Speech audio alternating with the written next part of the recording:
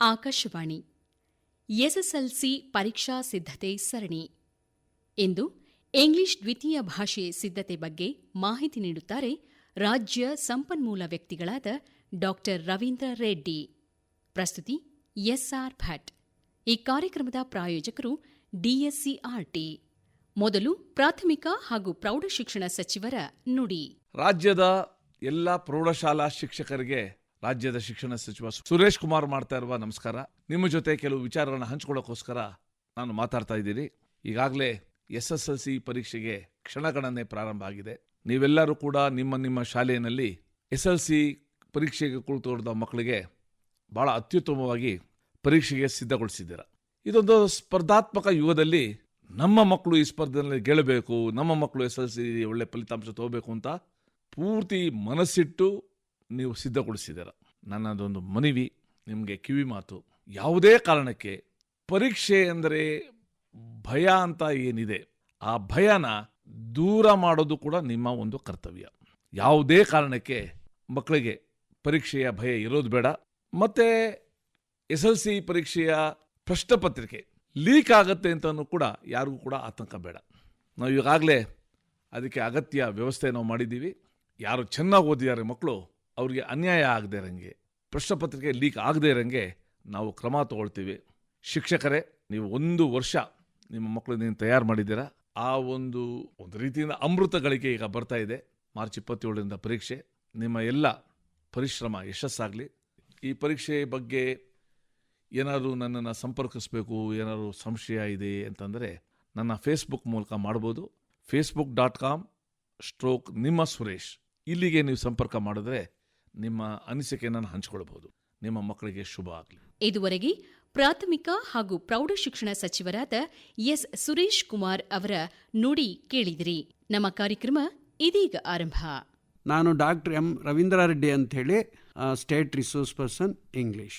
Today it is about second language English. Here first I would like to tell you about some of the changes have been made in the pattern. Remembering into comprehension 32 ಇದೆ, expression 36 ಇದೆ, appreciation 4 marks ಇದೆ. So totally 80 marks. Comprehension ಮತ್ತು expression ಅಲ್ಲಿ ಜಾಸ್ತಿ ಇಟ್ಟಿದ್ದೀವಿ. So they are testing your skills about the language. Comprehension is 32, expression is 36. So ನೀವು ಸ್ವಂತ ಬರೆಯೋದಕ್ಕೆ ಭಾಳಷ್ಟು ಆಸ್ಪದ ಮಾಡಿಕೊಟ್ಟಿದೆ. So this is one thing. Another thing, we have divided some parts like prose, poetry, supplement reading, grammar and vocabulary, comprehension and composition. Now this year you don't have any reference skill. Prose ಎಷ್ಟಿದೆ ಹಾಗಾದರೆ? ಮೊದಲು 24 ಇತ್ತು ಹಳೆ pattern ಪ್ರಕಾರ. This time we have only 20. Poetry this time also 16 ಇದೆ, ಅದರಲ್ಲೇನು ಬದಲಾವಣೆ ಇಲ್ಲ. ಮತ್ತು ಸಪ್ಲಿಮೆಂಟ್ ರೀಡಿಂಗ್ 4 ಇತ್ತು, 4 ಇದೆ. ಗ್ರಾಮರ್ ಆ್ಯಂಡ್ ವೊಕ್ಯಾಬ್ಯುಲರಿ 14 ಇತ್ತು, we have increased it into 16. ಮತ್ತು ಕಾಂಪ್ರೆನ್ಷನ್ ಕಾಂಪೋಸಿಷನ್ 18 ಇತ್ತು, ಸ್ವಲ್ಪ ಇನ್ಕ್ರೀಸ್ ಮಾಡಿ 24 ಮಾಡಿದ್ದೀವಿ. ಸೊ ರೆಫರೆನ್ಸ್ ಸ್ಕಿಲ್ ಇರೋದಿಲ್ಲ, ಮತ್ತೊಂದು ಸರಿ ಹೇಳ್ತೀನಿ. ಮತ್ತು ಟೈಪ್ಸ್ ಆಫ್ ಕ್ವಶನ್ಸ್ ಹೇಗಿರುತ್ತೆ, ಯಾವ ಥರ ಇರ್ಬೋದು? ಸೊ ಇಲ್ಲಿ ಕೂಡ ಮಲ್ಟಿಪಲ್ ಚಾಯ್ಸ್ ಇದೆ, ವೆರಿ ಶಾರ್ಟ್ ಆನ್ಸರ್ ಇದೆ, ಶಾರ್ಟ್ ಆನ್ಸರ್ 1 ಇದೆ, ಶಾರ್ಟ್ ಆನ್ಸರ್ 2 ಇದೆ, ಲಾಂಗ್ ಆನ್ಸರ್ 1 ಇದೆ ಮತ್ತು ಲಾಂಗ್ ಆನ್ಸರ್ 2 ಇದೆ. ಸೊ ಮಲ್ಟಿಪಲ್ ಚಾಯ್ಸ್ ಬಗ್ಗೆ ಹೇಳೋದಾದರೆ, in the previous pattern it was 8 multiple choice for there, but now it is reduced into 4 multiple choice. 16 question ಇತ್ತು VSAಗೆ, 16 marks ಇತ್ತು ಹಿಂದೆ, ಬಟ್ ಈಗ ಇಟ್ ಈಸ್ ರೆಡ್ಯೂಸ್ಡ್ ಇಂಟು 12. ಈ 8 ಬದಲು 4 ಏನು ಮಲ್ಟಿಪಲ್ ಚಾಯ್ಸ್ ಆಗಿದೆ, 4 ಕೂಡ ಗ್ರಾಮರಲ್ಲಿರುತ್ತೆ ಮತ್ತು 12 ಏನಿದೆ ಅದು ಕೂಡ ಗ್ರಾಮರ್ ಆ್ಯಂಡ್ ವೊಕ್ಯಾಬ್ಯುಲರಿನಲ್ಲೇ ಇರುತ್ತೆ. ಸೊ ಒಟ್ಟು 16 ಮಾರ್ಕ್ಸು ಈ 1 ಮಾರ್ಕ್ ಕ್ವಶನ್ಸು ಗ್ರಾಮರಲ್ಲಿ ಇರುತ್ತೆ. ಮತ್ತು essay 1 2 ಮಾರ್ಕ್ಸ್ ಕ್ವಶನ್ಸ್ ಇವು ಕೂಡ ಗ್ರಾಮರಲ್ಲಿ ರಿಡ್ಯೂಸ್ ಮಾಡಿದ್ದೀವಿ. Only 1 question, that is editing, ಅಷ್ಟು ಬಿಟ್ಟರೆ ಮಿಕ್ಕಿದ್ದು ಮೊದಲು 12 ಇತ್ತು, ಈ ಸರಿ 16 ಮಾರ್ಕ್ ಮಾಡ್ಕೊಂಡಿದ್ದೀವಿ. 3 ಮಾರ್ಕ್ ಪ್ರಶ್ನೆಗಳು, ಒಟ್ಟು 4 3 ಮಾರ್ಕ್ ಪ್ರಶ್ನೆಗಳು ಇದೆ, ಅದು ಎಕ್ಸ್ಟ್ರಾಕ್ಟ್ಸ್. ಅದು ಕೂಡ ಅಷ್ಟೇ, ಇಲ್ಲಿ 27 ಮಾರ್ಕ್ಸ್ಗೆ ಎಕ್ಸ್ಟ್ರಾಕ್ಟ್ಸ್ ಇರುತ್ತೆ ಅಂತಕ್ಕಂಥದ್ದು ನೀವು ನೋಟಿಸ್ ಮಾಡಬೇಕು. ಮತ್ತು ಲಾಂಗ್ ಆನ್ಸರ್ 1ನಲ್ಲಿ 4 ಮಾರ್ಕ್ಸ್ ಕ್ವಶನ್ಸಲ್ಲಿ 4 ಮಾರ್ಕ್ಸು 4 ಕ್ವಶನ್ ಇದೆ. 4 ಕ್ವಶನ್ ಅಂದರೆ 16 ಮಾರ್ಕ್ ಇಲ್ಲಿ ಸಿಕ್ಕುತ್ತೆ. LA2 ಒಂದೇ ಒಂದು, you are lucky enough this year, that is letter writing. ಈಗ ಅದು 5 ಮಾರ್ಕ್ ಆಗಿದೆ. ಸೊ ಹೀಗೆ ಸ್ವಲ್ಪ ಬದಲಾವಣೆಗಳು ನಾವಿದರಲ್ಲಿ ಕಾಣ್ತೇವೆ. So this is about pattern, new pattern. ಇಲ್ಲಿ ಎಲ್ಲ ಥರದ ಪ್ರಶ್ನೆಗಳು ಹೇಗೆ ಇರಬಹುದು ಪ್ರಶ್ನೆ ಪತ್ರಿಕೆಯಲ್ಲಿ ಅದನ್ನು ನಾವು ನೋಡೋದಾದರೆ, ಫಸ್ಟ್ ಮೇಯ್ನ್ ಇದೆ. ಈಗ ನಾವು ಕ್ವಶನ್ ಪೇಪರ್ ಓಪನ್ ಮಾಡಿದ ಕೂಡಲೇ ಫಸ್ಟ್ ಮೇಯ್ನ್ ಇದೆ. ಎಷ್ಟು ಮಾರ್ಕ್ಸ್ ಇದೆ? 4 ಮಾರ್ಕ್ಸ್. ಸೊ ಅದಕ್ಕೆ ಕೆಲವಾರು ಐಟಮ್ಸನ್ನು ನಾನು ಇವತ್ತು ಹೇಳೋಕ್ಕೆ ಇಷ್ಟಪಡ್ತೀನಿ. ಸೊ ಮಲ್ಟಿಪಲ್ ಚಾಯ್ಸ್ ಕ್ವಶನ್ ಮಾಡಿಸ್ಬೇಕಾದ್ರೆ ಮಕ್ಕಳು ಏನೇನು ಪ್ರಾಕ್ಟೀಸ್ ಮಾಡ್ಬೋದು, ಏನು ಐಟಮ್ಸನ್ನು ಪ್ರಾಕ್ಟೀಸ್ ಮಾಡ್ಬೋದು? Parts of speech, question tag, infinitive, language function, that with models, prefixes, phrasal verbs, and 7th one, opposites.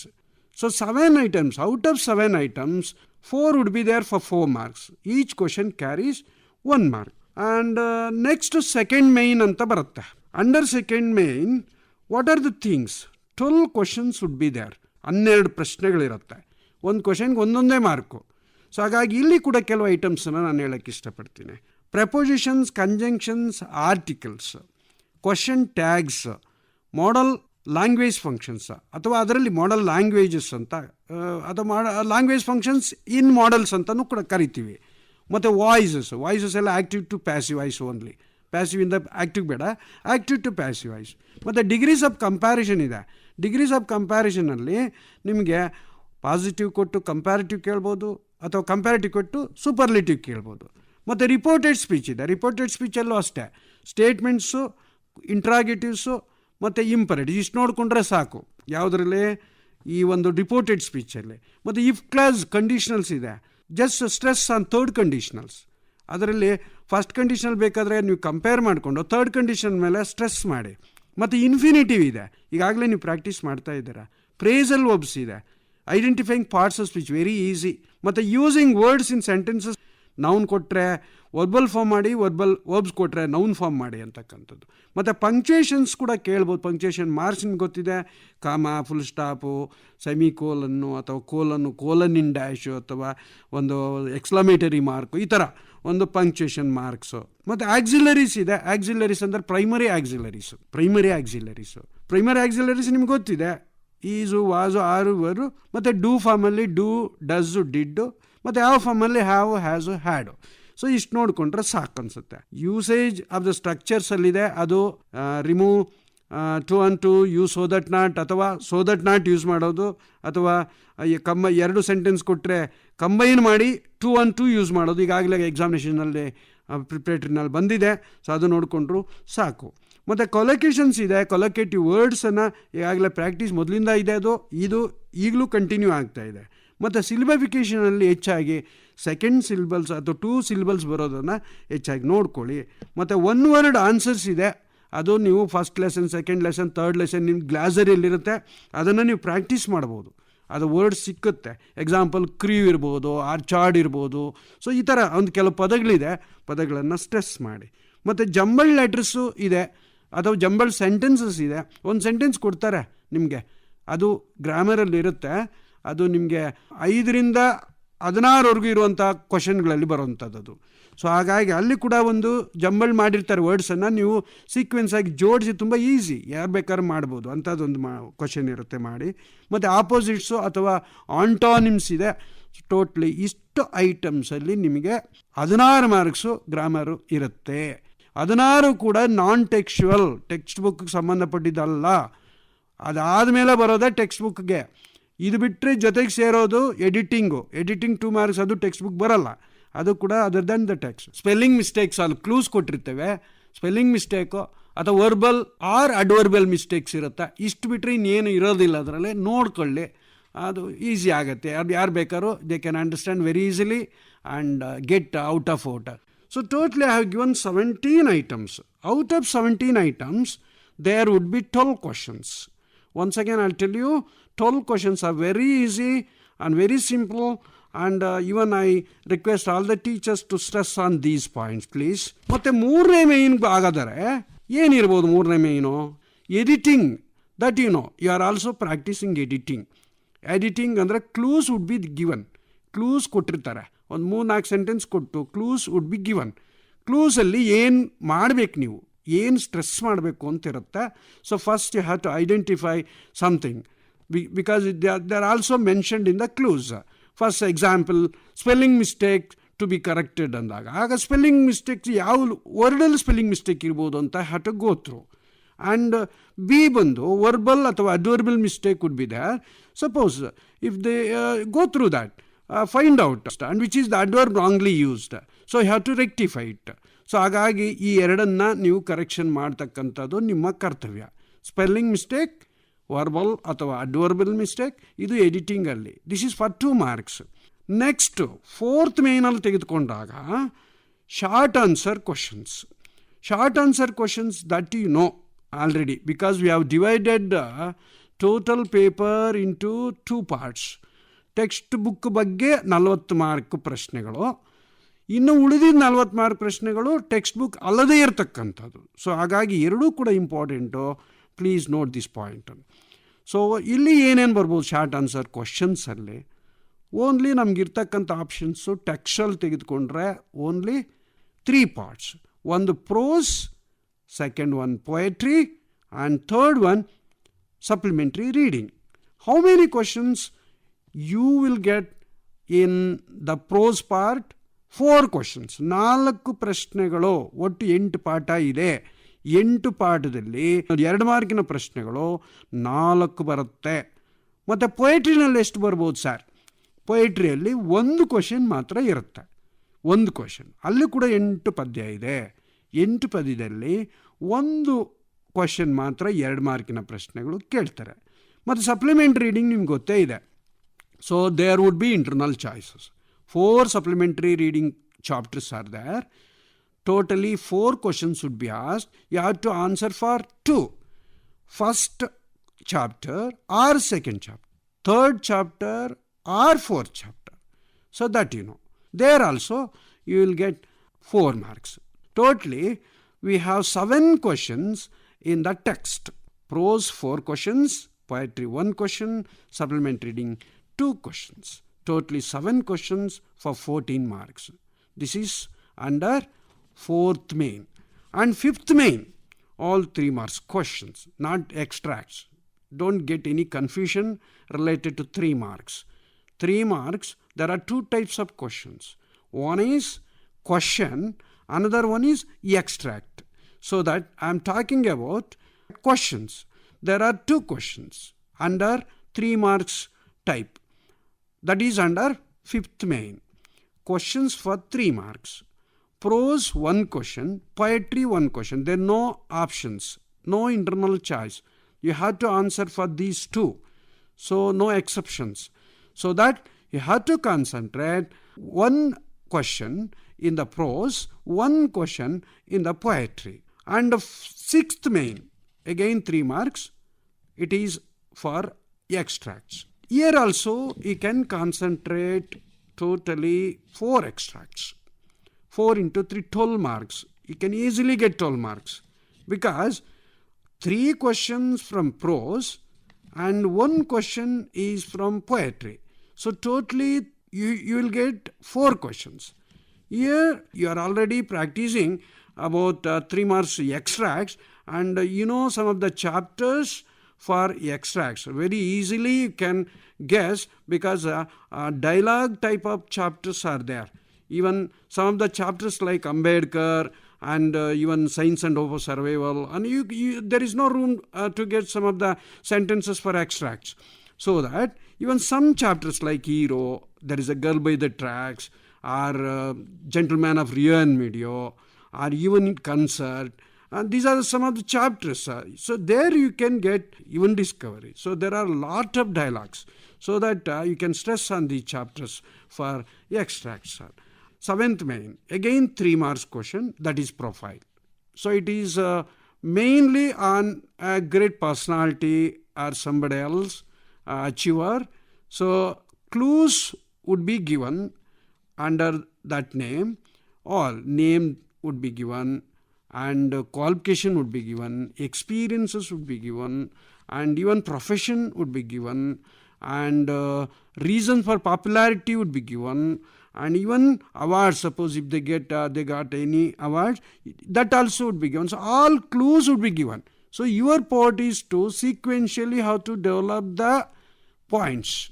You have to elaborate the points. You have to make a paragraph, sequential paragraph, and also have to concentrate on your language, own language. It should be lexical, grammatically correct. Then only you can get out of it.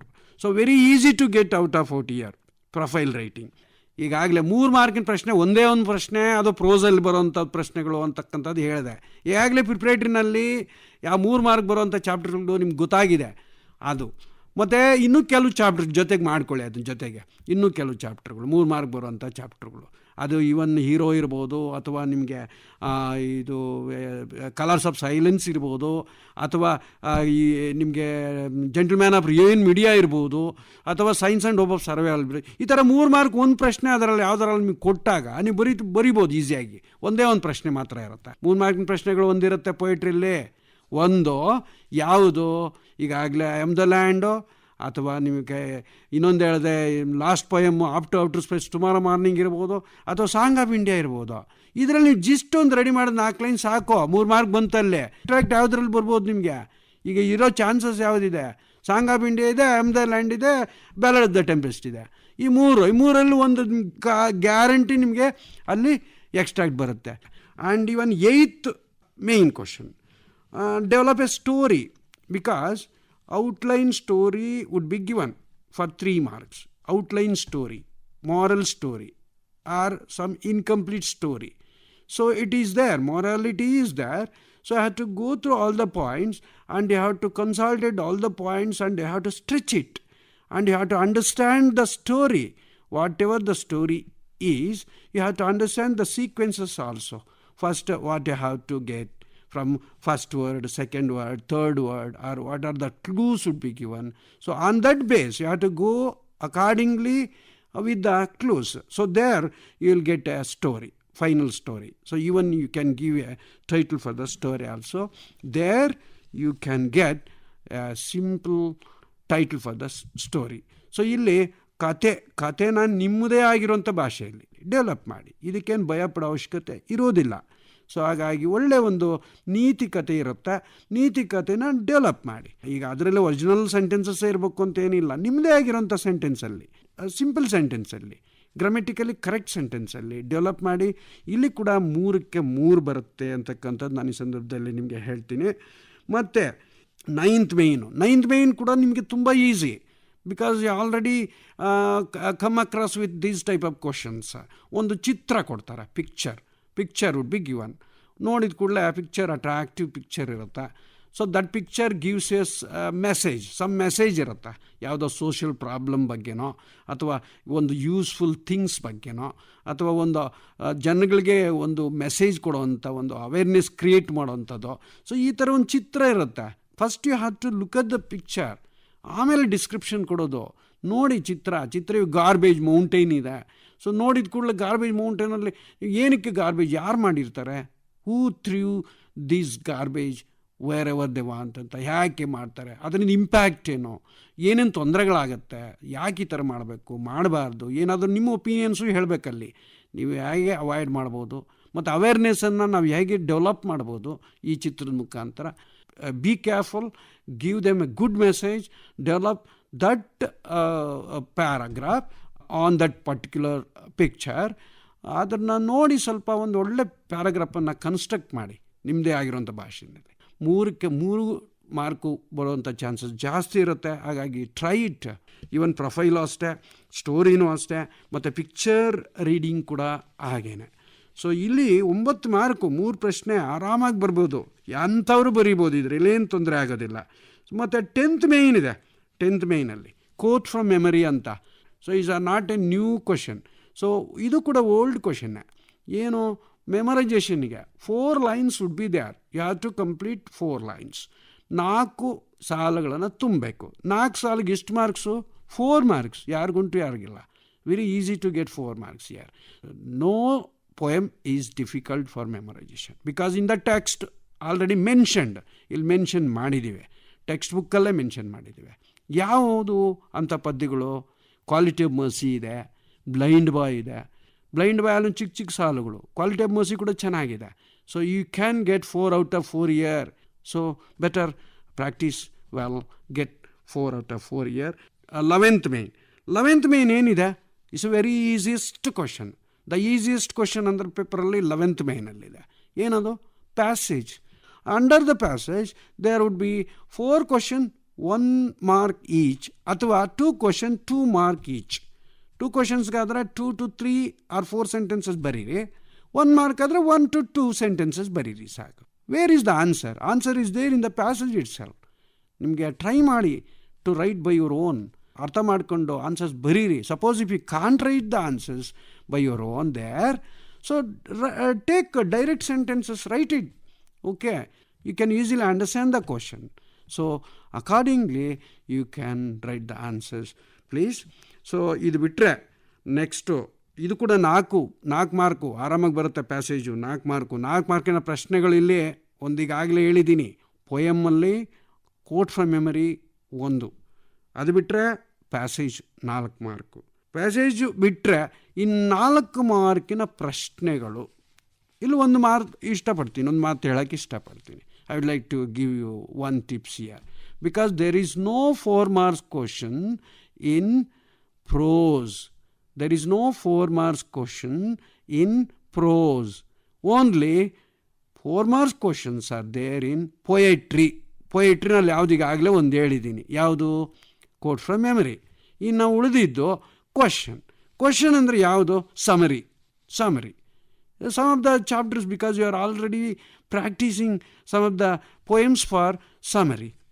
ಈಗಾಗಲೇ ಸುಮಾರು ಪೇಪರಲ್ಲಿ ನೋಡ್ತಾನೆ ಇದ್ದೀರಾ. Grand ಮಾ claims A tree, ನಿಮ್ಮ well known poem, Ruskin ಬಾಂಡ್ದು. ಮತ್ತು ಅದು ಬಿಟ್ಟರೆ ನಿಮಗೆ ಐ ಆಮ್ ದ ಲ್ಯಾಂಡ್ ಇದೆ, ಸಾಂಗ್ ಆಫ್ ಇಂಡಿಯಾ ಇದೆ. ಈವನ್ ಜಾರ್ಜ್ ಪೊಯಮ್ ಕೂಡ ನೀವು ಪ್ರಾಕ್ಟೀಸ್ ಮಾಡ್ತಾನೆ ಇರ್ತೀರ. ಸೊ ಈ ಥರ ಒಂದು 2-3 ಪದ್ಯಗಳು ಎಷ್ಟು ಜಿಸ್ಟ್ ನೀವು ರೆಡಿ ಮಾಡಿಕೊಂಡ್ರೆ you can write the summary. There also you can get 4 out of 4. Very easy to get 4 out of 4. So ಹಾಗಾಗಿ ಇನ್ನು ಅದು ಬಿಟ್ಟರೆ 11th ಮೇಯ್ನ್ ಬಿಟ್ಟರೆ 12th ಮೇಯ್ನಲ್ಲಿ 4 ಮಾರ್ಕ್ಸಿನ ಪ್ರಶ್ನೆಗಳಿರೋದು. ಮತ್ತು 13 ಮೇಯ್ನ್ ಇದೆ. 13 ಮೇಯ್ನಲ್ಲಿ ಹೇಳೋದಾದರೆ very easy. Because you know that ಹಿಂದೆ ಕೊಡ್ತಿದ್ವಿ, ಈಗಲೂ ಒಂದು ಲಾಸ್ಟ್ ಟೈಮೆಲ್ಲ ಅದು ಕೊಡ್ತಿರಲಿಲ್ಲ, ಈಗ ಕೊಡ್ತಾಯಿದ್ವಿ. ಮತ್ತು ಯಾವುದದು? ಎಸ್ಸೆ ಪ್ರಬಂಧ ಬರೆಯೋದು. Right N essay on any one of the following topics ಅಂತ 3 ಟಾಪಿಕ್ ಕೊಟ್ಟರೆ ಒಂದು ಯಾವುದಾದ್ರು ಬರೀಬೇಕು. ಸೊ ಅಂಥದ್ದು ಯಾವ್ಯಾವುದ್ರ ಬಗ್ಗೆ ನೀವು ಕಾನ್ಸಂಟ್ರೇಟ್ ಮಾಡ್ಬೋದು. ಈಗಾಗಲೇ ಪೇಪರ್ಸಲ್ಲಿ ನೋಡ್ತಾನೆ ಇದ್ದೀರಾ ಯಾವುದ್ಯಾವುದು. ಸೊ ಡಿಸ್ಅಡ್ವಾಂಟೇಜಸ್ ಆಫ್ ಮೊಬೈಲ್ಸು, ಯಾಕಂದರೆ ಮೊಬೈಲ್ಸ್ ಈಗಿರುವಂಥ ಒಂದು ದೊಡ್ಡ ಪ್ರಾಬ್ಲಮ್ ಇದೆ. ಮತ್ತು ಕಂಪ್ಯೂಟರ್ಸ್ ಇದೆ. Even because that is also very useful thing, very useful media for us. So ಹಾಗಾಗಿ ಅದು ಒಂದು. ಅದು ಬಿಟ್ಟರೆ ಒಂದು ದೊಡ್ಡ ಒಂದು ಆಘಾತ ಅಂತಂದರೆ ನಮಗೆ ಈ ಒಂದು ಟ್ರಾಫಿಕ್ ಜಾಮ್ಸ್ ಮತ್ತು pollutions, air pollution, water pollution, soil pollution, ಇದು ದೊಡ್ಡ ಒಂದು ಪ್ರಾಬ್ಲಮ್ ಇದೆ, ಸೋಷಿಯಲ್ ಪ್ರಾಬ್ಲಮ್ ಈಗ. ಸೊ ಅದು ಕೂಡ ಎಷ್ಟು ಚೆನ್ನಾಗಿದೆ, ಎಷ್ಟು ಚೆನ್ನಾಗಿ ಬರೀಬೋದು ಅಂತ. ಮತ್ತು ಇನ್ನೂ ಹೆಚ್ಚಾಗಿ ನಾರ್ತ್ ಇಂಡಿಯಾದಿಂದ ಸೌತ್ ಇಂಡಿಯಾದವರೆಗೂ ಹೊಡ್ಕೊಳ್ತಾ ಇರೋದು ಇವತ್ತು ಯಾವುದು? Swachh Bharat. Because everywhere we see dust, garbage and all these things. So clean ಮಾಡಿ, keep your house surroundings, your place clean ಅಂತಾನೆ ಬಡ್ಕೊಳ್ತಾ ಇರೋದು. ಸೊ ಹಾಗಾಗಿ that is also one of the major things for us to elaborate it. So ಯಾವತ್ತೂ ಅಷ್ಟೇ essay ಬರೆಯುವಾಗ first concentrate on what is it.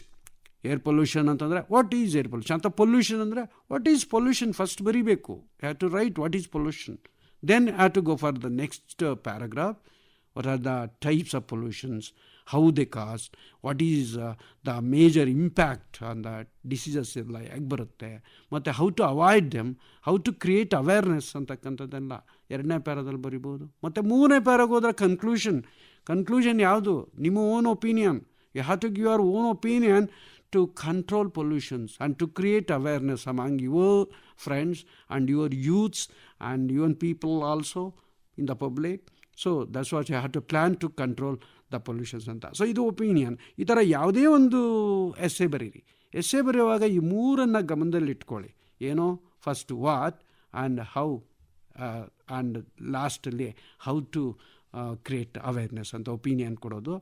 Conclusion. So ಈ ಥರ ಒಂದು ಎಸ್ಸೇನ 4ಕ್ಕೆ 4 marks ತೊಗೋಬೋದು ಅಂತಕ್ಕಂಥದ್ದು. 14th ಮೇಯ್ನಲ್ಲಿ under 14th main thing you are lucky enough to have this question letter writing.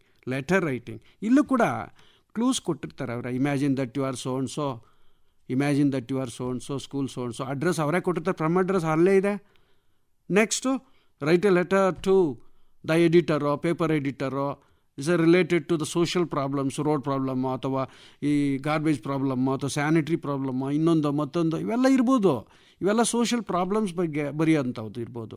ಅಥವಾ ಫಾರೆಸ್ಟ್ ಆಫೀಸರ್ಸ್ಗೆ ಅಬೌಟ್ ಪ್ಲ್ಯಾಂಟಿಂಗ್ ಸ್ಯಾಪ್ಲಿಂಗ್ಸ್ ಅಥವಾ ಇಂಥದ್ದೆಲ್ಲ ಅದು ಇರ್ಬೋದು. ಸೊ ಅಥವಾ ಈ ಒಂದು personal letter, write a letter to your friend ಅಥವಾ ಫಾದರ್ ಅಥವಾ ಮದರ್ ಅಥವಾ ಅಂಕಲ್, ಈ ಥರ about your studies or about inviting him to your school for any celebrations, school day celebration ಅಥವಾ ಚಿಲ್ಡ್ರನ್ಸ್ ಡೇ ಸೆಲೆಬ್ರೇಷನ್ ಅಥವಾ independence day celebration, republic day celebration. So ಈ ಥರ ಒಂದು ಪರ್ಸ್ನಲ್, ಒಂದು ಅಫಿಷಿಯಲ್. ಇಲ್ಲಿ ಕೂಡ ಇಂಟರ್ನಲ್ ಚಾಯ್ಸ್ ಇದೆ. ಸೊ ಥಿಂಕ್ ಆಫ್ ಎಸ್ಸೇನಲ್ಲಿ ಇಂಟರ್ನಲ್ ಚಾಯ್ಸ್ ಇದೆ, 4 ಮಾರ್ಕ್ಸ್ ಕ್ವಶನ್ಸಲ್ಲಿ ಇಂಟರ್ನಲ್ ಚಾಯ್ಸ್ ಇದೆ, ಮತ್ತು 5 ಮಾರ್ಕ್ಸ್ ಲೆಟ್ರಲ್ ಕೂಡ ಇಂಟರ್ನಲ್ ಚಾಯ್ಸ್ ಇದೆ. ಎಸ್ಸೇ ಯಾರೂ ಬಿಡಬೇಡಿ, ಎಸ್ಸೇ ಕಷ್ಟ ಇಲ್ಲ. ಏನೆಲ್ಲ ಬರುತ್ತೋ ಎಸ್ಸೇ ಒಂದು ಪೇಜ್ ತುಂಬಿಸಿ, ನೀವು ಒಂದು ಪೇಜ್ ಆರಾಮಾಗಿ ತುಂಬಿಸಿ. ಅಥವಾ ನೀವು 1.5 ಪೇಜ್ ಬರೀತೀನಿ ಅಂದ್ರೆ ಬರೀರಿ, ತೊಂದರೆ ಇಲ್ಲ ಮಕ್ಕಳ. ಸೊ ಹಾಗಾಗಿ ಯಾವ ಕ್ವಶನನ್ನು ಬಿಡೋಕೆ ಹೋಗ್ಬೇಡಿ. ಒಟ್ಟು 38 ಕ್ವಶನ್ ಇದೆ. 38 ಕ್ವಶನಲ್ಲೇ ಪಾಠಗಳ ಬಗ್ಗೆ, ಪದ್ಯಗಳ ಬಗ್ಗೆ ಇನ್ನೂ ನಿಮ್ಗೆ ಈ ಕಡೆ ಎಕ್ಸ್ಪ್ರೆಷನ್ ಕ್ವಶನ್ಸ್ಗಳೇ ಭಾಳ ಚೆನ್ನಾಗಿ ಬರೀಬೋದು. ಹಾಗಾಗಿ ಲೆಟ್ರ್ ಕೂಡ 5 ಮಾರ್ಕು, 4 ಅಲ್ಲ. ಇವಾಗ ಹೋದ ವರ್ಷ 4 ಇತ್ತು, ಸರಿ 5. 5 ಮಾರ್ಕ್ಸ್, 1 ಮಾರ್ಕ್ ಜಾಸ್ತಿ ಆಗಿದೆ. ನೀವು ಫ್ರಮ್ ಅಡ್ರೆಸ್ ಅಲ್ಲೇ ಇರುತ್ತೆ, ಟು ಅಡ್ರೆಸ್ ಅಲ್ಲೇ ಇರುತ್ತೆ. ಮತ್ತು ನೀವು ಯಾವುದ್ರ ಬಗ್ಗೆ body of the letter develop ಮಾಡ್ಬೋದು, ಅದನ್ನು ಮಾಡಿಬಿಟ್ರೆ ನೀವು 5 ಪಾಯಿಂಟ್ ಅಥವಾ 6 ಪಾಯಿಂಟ್ ಬರುತ್ತೆ. 1 ಫ್ರಮ್ ಅಡ್ರೆಸ್, 2ನೇದು ಟು ಅಡ್ರೆಸ್, 3ನೇದು ಸಲ್ಯೂಟೇಷನ್, 4ನೇದು ಬಾಡಿ ಆಫ್ ದ ಲೆಟರ್, 5ನೇದು ಎಂಡಿಂಗು, ಮಧ್ಯದಲ್ಲಿ ಬರೋದು ಥ್ಯಾಂಕಿಂಗ್ ಇರ್ಬೋದು ಅಥವಾ ಎಂಡಿಂಗ್ ಇರ್ಬೋದು. ಮತ್ತು ಲೆಟ್ರಲ್ಲಿ ನೀವು ಒಂದು ಕನ್ಫ್ಯೂಷನ್ ನೀವು ಇದೆ ನಿಮಗೆ. ಸುಮಾರು ಜನ ಕೇಳ್ತಾರೆ, ಲೆಫ್ಟ್ ಸೈಡೇ ಬರೀಬೇಕಾ ರೈಟ್ ಸೈಡೇ ಬರೀಬೇಕಾ ಅಂತ ಕೇಳ್ತಾರೆ. ನೀವು ಎರಡೂ ಕೂಡ ಅಕ್ಸೆಪ್ಟೇಬಲ್ಲ. ಲೆಫ್ಟ್ ಸೈಡ್ ಇರೋದು ನೀವು ಕಂಪ್ಯೂಟರ್ ಲ್ಯಾಂಗ್ವೇಜು, ರೈಟ್ ಸೈಡ್ ಇರೋದು ಮ್ಯಾನ್ಯುವಲ್ ಲ್ಯಾಂಗ್ವೇಜು, ಇದು ಮೊದಲಿಂದ ಬಂದಿರೋದು. ಸೊ ಎರಡೂ ಕೂಡ ಪ್ರಾಕ್ಟೀಸ್ ಮಾಡಿಸ್ಬೋದು. ಈವನ್ ಟೀಚರ್ಸ್ ಕೂಡ ನೀವು ಪ್ರಾಕ್ಟೀಸ್ ಮಾಡುವಾಗ ಎರಡನ್ನೂ ಮಾಡಿಸಿ. ಮಾಡಲ್ ಲೆಟರ್ಸ್ ಇದೆ, ಬೇಕಾದ್ರೆ ಅದನ್ನು ನೋಡಿ, ಟೆಕ್ಸ್ಟ್ ಬುಕ್ಕಲ್ಲಿದೆ, ಮಾಡಲ್ ಲೆಟರ್ಸ್ ಇದೆ, ಹಂಗಾದರೂ ಪ್ರಾಕ್ಟೀಸ್ ಮಾಡಿ. ಇಲ್ಲದಾಗಿಲ್ಲ ಅಂದರೂ ನೀವು ಓಲ್ಡ್ ಮ್ಯಾನ್ಯುವಲ್ ಟೈಪ್ ಆದರೂ ಪ್ರಾಕ್ಟೀಸ್ ಮಾಡಿ. ಲಾಸ್ಟಲ್ಲಿ ಫೈನಲ್ ಆಗಿ ನಿಮ್ಗೆ ಹೇಳೋದು ಏನಂದರೆ, don't think second language English is difficult. Think it is very easy because this pattern is very nice, so that you can get good mark. ಏನಾದ್ರು ಕೇಳಬೇಕು ಅನ್ಸಿದ್ರೆ ನನ್ನ ಮೊಬೈಲ್ ನಂಬರ್ ನಿಮ್ಗೆ ಕೊಡ್ತೀನಿ. ಸೊ ಯಾವಾಗೂ ತಲೆ ತಿನ್ನಬೇಡಿ ಜಾಸ್ತಿ. ಅಥವಾ ಮೇಜರ್ ಡೌಟ್ ಇದ್ದಾಗ ದಯವಿಟ್ಟು ನಮ್ಮ ಶಿಕ್ಷಕರಾಗ್ಬೋದು ಅಥವಾ ಮಕ್ಕಳಾಗ್ಬೋದು ನಮಗೆ ಕಾಲ್ ಮಾಡ್ಬೋದು. ಅದು 7:30 8 ಗಂಟೆ ರಾತ್ರಿ ಆದಮೇಲೆ, ಮಧ್ಯದಲ್ಲಿ ಮಾಡಬೇಡಿ. ಸೊ ಬರ್ಕೊಳ್ಳಿ, 9632814269. ಮತ್ತೊಂದು ಸರಿ ರಿಪೀಟ್ ಮಾಡ್ತೀನಿ, 9632814269. All the best. Thank you. ನಾಳೆ ಇದೇ ಸಮಯಕ್ಕೆ ಗಣಿತ ವಿಷಯದ ಸಿದ್ಧತೆ ಬಗ್ಗೆ ಮಾಹಿತಿಯನ್ನ ಪಡೆಯಲಿದ್ದೀರಿ. ಹಾಗೂ ಕೇಳುಗರೆ, ನಿಮಗೊಂದು ಮಾಹಿತಿ. ಬೆಂಗಳೂರು ಆಕಾಶವಾಣಿ ಕೇಳುಗರು ತಾಂತ್ರಿಕ ಸಮಸ್ಯೆಯಿಂದ ಈ ಕಾರ್ಯಕ್ರಮ ಸರಣಿಯನ್ನು ವಿವಿಧ ಭಾರತಿ 102.9 ಎಫ್ಎಂನಲ್ಲಿ ಮಧ್ಯಾಹ್ನ 2:35ಕ್ಕೆ ಕೇಳಬಹುದು. ಇದುವರೆಗೂ ಎಸ್ಎಸ್ಎಲ್ಸಿ ಪರೀಕ್ಷಾ ಸಿದ್ಧತೆ ಸರಣಿಯಲ್ಲಿ ಇಂಗ್ಲಿಷ್ ದ್ವಿತೀಯ ಭಾಷೆ ಸಿದ್ಧತೆ ಬಗ್ಗೆ ಮಾಹಿತಿ ನೀಡಿದವರು ರಾಜ್ಯ ಸಂಪನ್ಮೂಲ ವ್ಯಕ್ತಿಗಳಾದ ಡಾ ರವೀಂದ್ರ ರೆಡ್ಡಿಯವರು. ಪ್ರಸ್ತುತಪಡಿಸಿದವರು ಎಸ್ಆರ್ ಭಟ್. ಈ ಕಾರ್ಯಕ್ರಮದ ಪ್ರಾಯೋಜಕರು DSCRT.